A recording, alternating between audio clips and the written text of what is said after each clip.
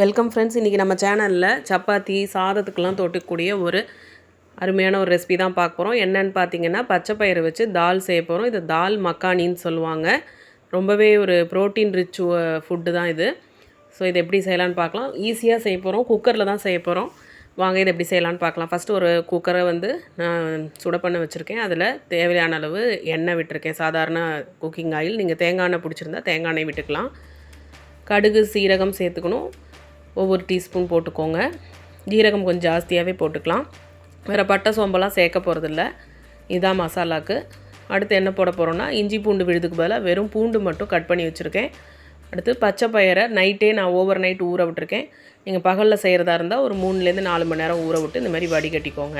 அதுக்கப்புறம் கடாயில் எண்ணெய் சுட்டதுக்கப்புறம் தேவையான அளவு கடுகு ஜீரகம் சொன்னேன் இல்லையா, அதை போட்டுக்கிறோம்.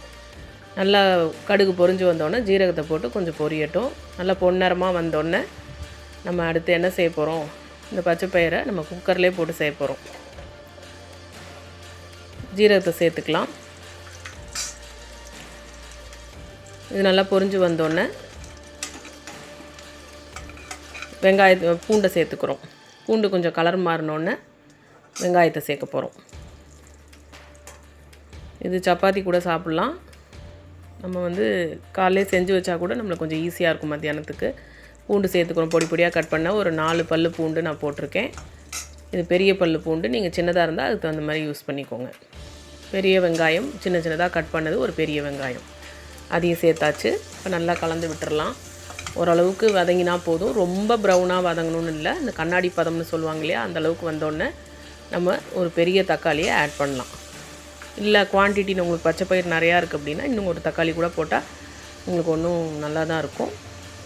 அதுக்கப்புறம் சிகப்பு மிளகாத்தூள் 1 டீஸ்பூன் அளவு இதை சேர்த்துருக்கோம்.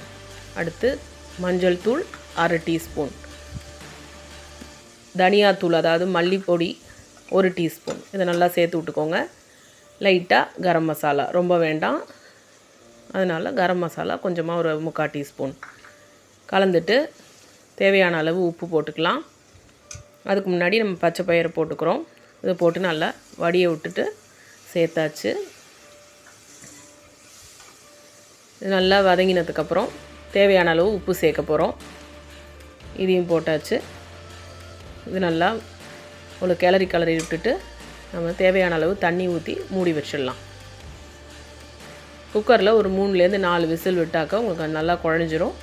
அப்புறமா திறந்து பார்த்துட்டு கொஞ்சம் தண்ணி ஜாஸ்தியாக இருந்தால் கொஞ்சம் ஒரு 5 நிமிஷம் நம்ம கொதிக்க விட போகிறோம். இந்த பாருங்கள், குக்கர் திறந்தாச்சு. இப்போது தண்ணி கொஞ்சம் இருக்குது, அது மட்டும் நான் கொதிக்க விட்றேன். கொஞ்சம் அந்த கரண்டியாலே கொஞ்சம் மசிச்சுக்கலாம். உங்களுக்கு மத்தில் அது மசிக்க பிடிக்கும் அப்படின்னா நீங்கள் மத்து வச்சு கூட இதை நல்லா கடைஞ்சிக்கலாம். இப்போ தேவையான அளவு பொடியாக கட் பண்ண கொத்தமல்லியை சேர்த்துக்கலாம். இப்போ இதை ஒரு பவுலில் நான் ட்ரான்ஸ்ஃபர் பண்ண போகிறேன்.